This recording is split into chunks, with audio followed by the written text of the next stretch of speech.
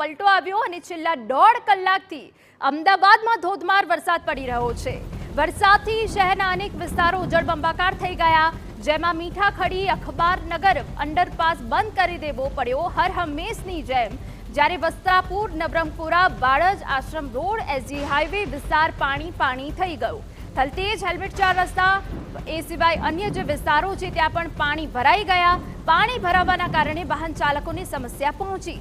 વાસણા બેરેજના 4 દરવાજા 1.5 ફૂટ ખોલાયા હોવાની વિગત।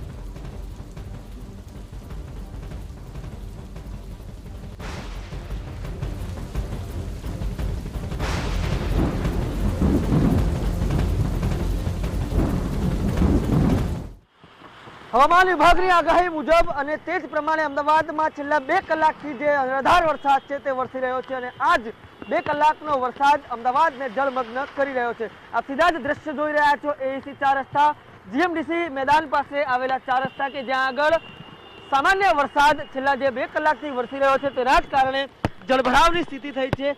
સ્થિતિ એવી કે જે વહેલી સવારથી સુરતથી દ્રશ્યો આવતા હતા તે સુરતના દ્રશ્યો હવે અમદાવાદમાં જોવા મળી રહ્યા છે। ગુજરાત રાજ્યના મેટ્રો સિટીઝ આપ સવારથી જ TV9 પર જોઈ રહ્યા છો કે જ્યાં આગળ સામાન્યથી થોડા મધ્યમ વરસાદને કારણે અમદાવાદ હોય કે સુરત હોય પાણી થયેલું જોવા મળી રહ્યું છે। આ દ્રશ્ય છે તેમાં રાજ્યનો વિકાસ એક તરફ મેટ્રો થતી દેખાય છે।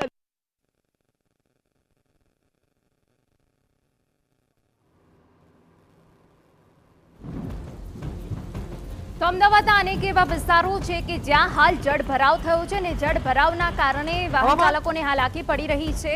વાહનો બંધ પડી રહ્યા છે।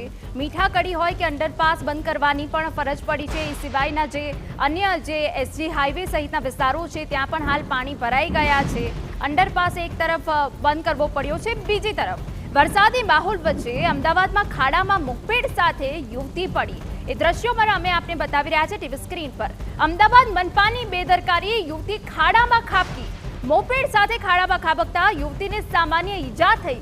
રાહદારીઓએ યુવતીને ખાડામાંથી બહાર કાઢી। ઠેર ઠેર પાણી ભરાતા શહેરીજનોને ભારે હાલાકી પડી રહી છે। બીજી તરફ ખાડાના કારણે આ પ્રકારની ઘટનાઓ પણ બને છે। Satellite, Jodhpur, Vastrapur, S G highway, Pakwan, જજીસ બંગલો સહિતના વિસ્તારમાં વરસાદી માહોલ અને પાણી ભરાવાની સમસ્યા પણ સર્જાઈ છે। પરંતુ તે વચ્ચે એએમસીની આ મોટી બેદરકારી કે જે રસ્તાઓ પર ખાડા કર્યા છે તે પૂરવાનું તો દૂરનું રહ્યું, પરંતુ હાલ પાણી ભરાઈ જતા આ પ્રકારની સ્થિતિ સર્જાય છે। આ પ્રકારની ઘટના બને છે અને લોકોના જીવ જોખમમાં મુકાય છે।